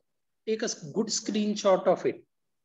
प्रेजेंट परफेक्ट जैसा है ऐसा ही पास्ट परफेक्ट है, लेकिन हैज हैव की जगह हैड आएगा, बाकी सब सेम रहेगा। हो गया? Yes sir. अब किसी को अगर डाउट है, हाँ हाँ मैं अभी सब करा ही रहा हूँ, अभी तो it's not the end, it's the beginning. चलो यस, मैं आपके सामने शेयर कर रहा हूँ। देखो पास्ट परफेक्ट का स्ट्रक्चर है। पास्ट परफेक्ट का ये देखो एग्जाम्पल है, you are able to see it. I had, question है, सुनाई दे रहा हो तो सुन लेना। I had already done my work. My work had already done by me. Screenshot ले लो, अब क्लियर आ गया है। ये पास्ट परफेक्ट का एग्जांपल। सर हम हेड सर बीन इसमें हेड बीन नहीं लिख सकते? बेटा लिख सकते, ऊपर वाला एग्जांपल मुझे थोड़ा patience, it is there on your screen, screenshot ले लो। सर इसमें हेड बीन नहीं लिख सकते? नहीं बेटा नहीं लिख सकते। आया है ना, my work had already been done by me, है ही ना बेटा। सर हैड बीन ऑलरेडी, हाँ तो had already been, had already been यही आएगा। हेड ठीक है, बीन ऑलरेडी नहीं लिख सकते हैं सर? नहीं। फिर देखो नीचे वाला एग्जांपल देखो, you had not written a letter, a letter had not been written by you. तो जो परफेक्ट टेंस है पास्ट परफेक्ट, उसके अंदर बीन आएगा आएगा और आएगा ही। ये इसका नेगेटिव वाला स्ट्रक्चर देख लो, नेगेटिव इंट्रोगेटिव वाला स्ट्रक्चर देख लो, अंडरस्टूड। फिर आपको सिंपल पास्ट का एक एग्जांपल बताता हूं, देखो ये सिंपल पास्ट का एग्जांपल है, ये उसका स्ट्रक्चर है, ये उसका एग्जांपल है। रीना एम्प्लॉयड 300 men, तो 300 men were employed by Reena. दूसरा है they built 3 houses, 3 houses were built by them। आ गया। फिर नीचे वाले एग्जांपल देखो, नीचे वाले एग्जांपल देखो, नेगेटिव वाले। I did not see him, so he was not seen by me। You did not pay the bill, so the bill was not paid by you। अब इसका इंट्रोगेटिव हो तो क्या होगा, इसका इंट्रोगेटिव हो तो ऐसा होगा।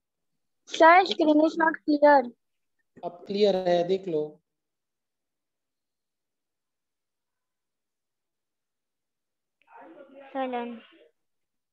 Take a screenshot of it, अब जूम वूम करके देख लेना। ये सब मैंने कराया हुआ है, लेकिन फिर भी बहुत सारे न्यू स्टूडेंट हैं, आप लोग बोल रहे थे कि डिफिकल्टी होगी। सो आई थॉट के let me do it again, और आज रिवीजन है। सो आई थिंक नहीं बेटा, ये कोई दूसरी ग्रामर की बुक है, उसमें से मैंने करवाया है। इट इज सर आप थोड़े एक्टिव टू पैसिव वॉइस के क्वेश्चन पूछो ना। बेटा मुझे अभी ये क्या सा क्वेश्चन टैग, थोड़ा सा मुझे क्वेश्चन टैग आपके साथ में शेयर करना था। सर व्हेन वेयर वाले एक्टिव पैसिव एक बार सिखाओ ना। इंट्रोगेटिव वाले व्हेन वेयर, हाँ मतलब इंट्रोगेट। हाँ अगर टाइम परमिट करेगा तो I am definitely going to share some of the example. आज हमने एक्टिव पैसिव इनफ कर लिया है। Now we don't have any time for active and passive. अब मुझे विदाउट वेस्टिंग टाइम, अभी मुझे आपको फिगर ऑफ स्पीच सॉरी ये क्वेश्चन टैग कराना है। सो प्लीज सबसे पहले मुझे क्वेश्चन टैग करा लें। यस सर क्वेश्चन टैग में ऑट का ऑट ही रहता है कि क्वेश्चन टैग में ना? हाँ we ought to respect our elders. Yes अभी आंसर बेटा फिर से हम एक बार फिर से डिस्कस कर लेंगे। सारे बहुत सारे मैंने कराए थे आप लोगों के पास। आपने वर्कशीट भेजी थी ना, वो वर्कशीट भी भेजी थी और चलो ये देखो बेसिक रूल है, जो नए हैं जो पुराने हैं जिनको रिवीजन करना है, take a good screenshot of it, इसका देख लो। 4 ही रूल आपको ध्यान रखना है, ओनली 4 रूल्स, ओनली 4 रूल्स, सिर्फ 4 ही है, कोई 5वां रूल है ही नहीं।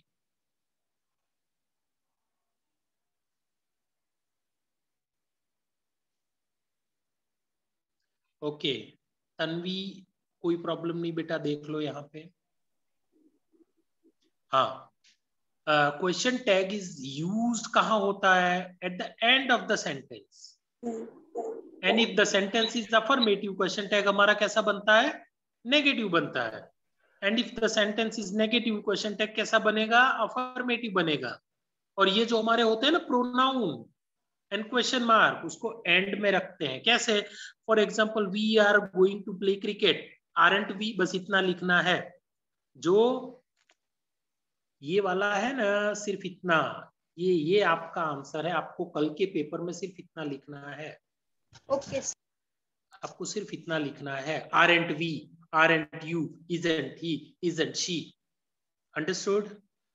सर मस्ट का क्या होगा? मस्टंट। और सर मे का मे और माइट का क्या होगा? मेंट, मेंट, माइटंट, ओके मेंट, माइटंट, नॉट लगा दो। विल का वोट, शैल का शांट। चलो देखो नीचे देखे फिर, वी आर का आरंट वी, यू आर का आरंट यू, ही इसका इजंट ही, शी इसका इजंट शी, आई हैव का हैवंट आई, वी हैड का हैडंट वी, जय was wasn't he, Priya will won't she. फिर ये सिंपल प्रेजेंट टेंस का एग्जांपल है, I play cricket, don't I, he sees a film, don't he, doesn't he, sorry, क्यों? ये simple present tense है। फिर सिंपल फ्यूचर आता है, देखो यहां हमें प्रॉब्लम होती है, आई शैल ड्रिंक टी, शांट आई। फिर लास्ट वाला डी वाला देखो, nobody solved the problem, did they? तो इसमें दे तो कहीं दिया नहीं है, फिर भी हमने किया ना, ऐसे आएगा। तो व्हेन सिंगुलर और प्लूरल इज नॉट क्लियर, आपको ऐसे सॉल्व करना है। फिर आता है एवरीबडी, एवरीबडी यानी प्लूरल, नोबडी यानी प्लूरल, हाँ समवन यानी एक, एनीवन यानी एक, नोबडी यानी बहुत सारे, एवरीबडी यानी बहुत सारे। सर समवन आए तो हम क्या लिख सकते हैं? ही और शी कुछ भी लिख सकते हो। Okay. My teacher is teaching me, so teacher क्या है? तो टीचर कैन बी ही और टीचर कैन बी शी, दोनों हो सकता है। My English teacher, my maths teacher, तो बहुत सारी स्कूलों में मेल टीचर होते हैं, बहुत सारे में फीमेल होते हैं, so you can write any, he भी लिख सकते हो, शी भी लिख सकते हो। Pronoun is not a problem. Yes sir ऐसा ही डेयर्स टू स्कोल्ड मी, इसका क्वेश्चन टैग क्या आएगा? अभी इस पे कम ध्यान बेटा, अभी इस पे थोड़ा कम ध्यान दो। एक मैंने आपके स्क्रीन पे थोड़े बहुत ये हमने डिस्कस भी किया था, मैंने आपको लिखाया भी था, इसका स्क्रीनशॉट ले लो, घर बैठ के सॉल्व करना, जल्दी करो। सर 18 नंबर में बता दो ना क्या आएगा। ओके ये ऑलवेज कहाँ आता है? Simple present tense, do they, क्योंकि प्यूपिल्स है, डू दे हो गया 18 नंबर। चलो स्क्रीनशॉट लो, जल्दी करो, we are running a short of time. और वो सारा, हाँ दूसरा मैं आपके साथ बता रहा हूँ, ये डज, डू, डेयर, दैट, वो वाला सब सॉल्व कर देता हूँ। वन मोर थिंग, जितना भी मैंने कराया था, न्यू स्टूडेंट, ओल्ड स्टूडेंट, सबके लिए एटलीस्ट एक इनफ मटेरियल हो जाए पढ़ने के लिए। एंड क्वेश्चन टैग, यस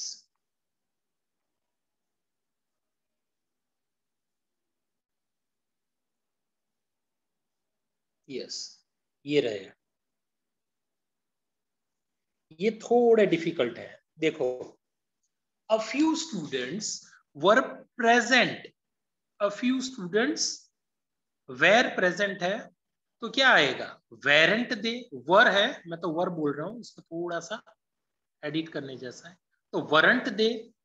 फिर दूसरा एग्जाम्पल इज इंपॉर्टेंट, फर्स्ट जाने दो, सेकंड एंड थर्ड देखो, let's go for a picnic, shall we, let's यानी लेट अस, चलो जाएंगे, so this will be the shall we. Let's not play, shall we play sincerely, will you, don't show me your face, will you. Tanvi Tanvi Dhruv,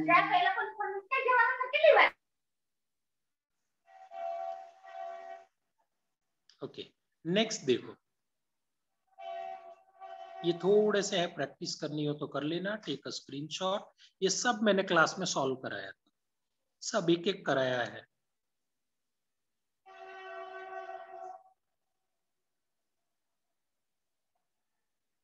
it shows that हमने बहुत सारा revision किया था।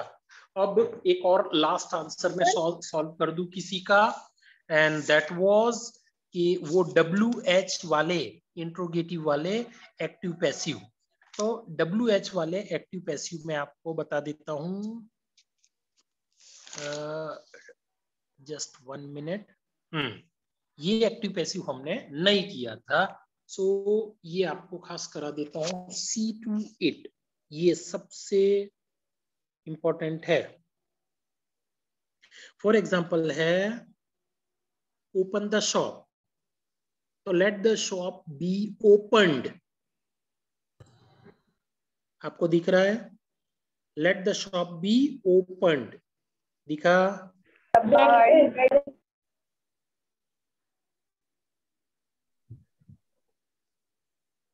Take a screenshot if possible. Sir, done. Okay. So ये जो आपके doubt थे, आपके क्वेश्चन थे एडिशनल वाले, उसका मैं सॉल्यूशन ये दे रहा हूं। फिर इंट्रोगेटिव का दे देता हूं। एक अभी किसी ने पूछा था ऑट वाला, ऑट वाले का ये रहा solution. Ought you not to pollute the air, ought the air not to be polluted by you. Sir एक बार what और what who उसके दिखा वो अभी नहीं करना है बेटा, वो अभी नहीं करना है, because we are running a short of time. मैं कराऊंगा तो अभी आप कर नहीं पाओगे। हाँ, वुड वाला ऑक्सिलरी वाले आज हमने किए थे, तो आप ऑक्सिलरी वाला कर। सर तो वैसे आएंगे नहीं ना फिर वो नहीं आएंगे, नहीं आएंगे। वुड वाला देख लिया? Yes. Okay, so again very normal reminder सबके लिए कि we have done a lot. हमने बहुत सारे एक्टिव पैसिव किए, हमने बहुत सारा क्वेश्चन टाइप किया था, आज भी हमने बहुत सारा ट्राई किया है, मैंने बहुत सारा स्क्रीनशॉट आपको दिया है। Yes sir. It was difficult for me to write everything. आज अगर इतने सारे मैं लिखने का ट्राई करता, so it was not possible for me to write. और आप लोगों के अंदर क्वेरीज बहुत भरी पड़ी है, इतनी क्वेरीज नहीं होनी चाहिए। नॉर्मल क्लास में इतनी क्वेरी होनी चाहिए, कल एग्जाम है तो आज इतनी सारी क्वेरी नहीं होनी चाहिए।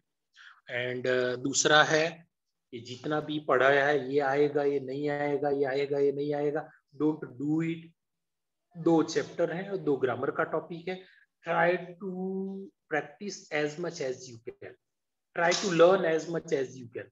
पूरी पोएम भी, अभी किसी ने पूछा पोएम लर्न करनी है, अरे लर्न कर दो sir. What is wrong if you are learning a poem.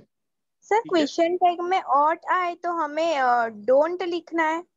हाँ, डोंट लिख सकते हैं, ऑट भी लिख सकते हैं, डोंट भी लिख सकते हैं। You can right. और सर डेयर आए तो डेरेंट भी लिख सकते हैं। और जो टेंस है, डू डज वाला स्पेसिफिक कोई टेंस आता है, वो भी वी कैन राइट। ओके, ठीक है, ओके।